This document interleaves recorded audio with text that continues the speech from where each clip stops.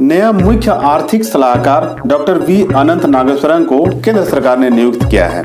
इसके बारे में आज इस वीडियो में हम लोग जानते हैं। नमस्कार दोस्तों, आप लोग देख रहे हैं न्यूज सस्ता YouTube channel.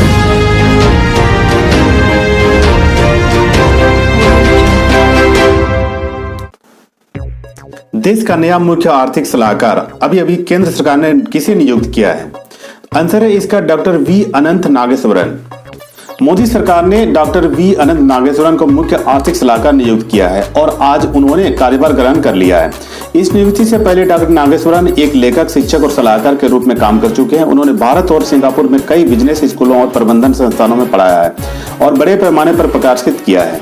We Anantha Nageswaran IFMR graduate school of business के डीन और क्रिया विश्वविद्यालय अर्थशास्त्र के विशिष्ट विजिटिंग प्रोफेसर थे।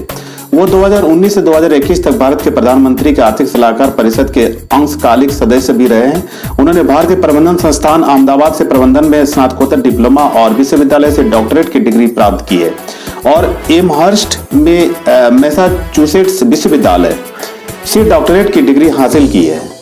वी अनंत नागेश्वरन को मुख्य आर्थिक सलाहकार उस समय बनाया गया है जब 31 मार्च 2022 से संसद का बजट सत्र शुरू हो रहा है और पहले ही दिन इकोनॉमिक सर्वे पेश किया जाता है, जिसे तैयार करने की जिम्मेदारी मुख्य आर्थिक सलाहकार की होती है।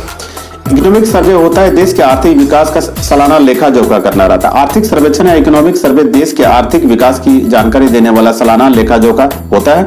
आर्थिक सर्वेक्षण में पिछले एक साल में अर्थव्यवस्था की स्थिति पर एक विस्तृत रिपोर्ट शामिल की जाती है, जिसमें प्रमुख चुनौतियां और योजनाओं का जिक्र होता है। साथ ही बताया जाता है इन तमाम चुनौतियों को पूरा करने में देश कितना सफल रहा। आर्थिक सर्वेक्षण ये जानकारी भी देता है कि छोटी और मध्यम अवधि में अर्थव्यवस्था में किस तरह से की संभावनाएं मौजूद है।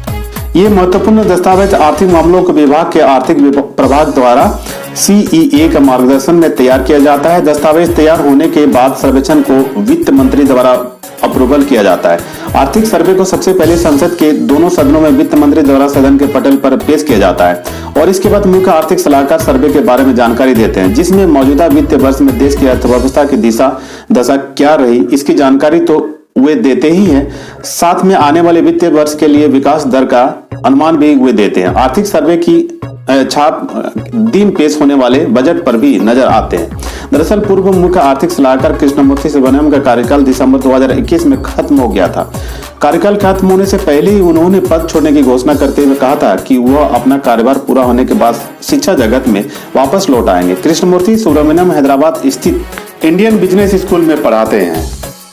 सेबी की समिति में भी रह चुके हैं। वो भारतीय रिजर्व बैंक RBI की समिति का भी हिस्सा रहे हैं।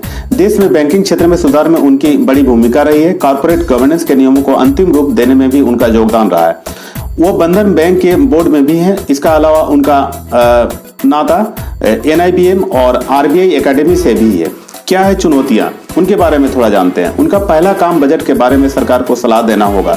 इसके अलावा उन पर राजकोषीय मामलों में अनुशासन बनाए रखने में भी उपाय बताने होंगे।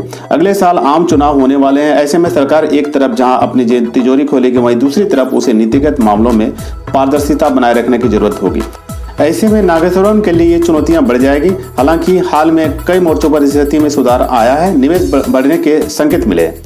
क्रूड की कीमतों में नरमी है। इससे चालू खाते का घाटा कम रहेगा। क्रेडिट ग्रोथ में भी बढ़ोतरी हो रही है। यह नागेश्वरन के लिए राहत की बात है। थैंक यू दोस्तों। अगर वीडियो अच्छा लगा होगा तो जरूर लाइक कमेंट करें और शेयर को जिसने भी सब्सक्राइब नहीं किए हैं तो कृपया चैनल को सब्सक्राइब करें।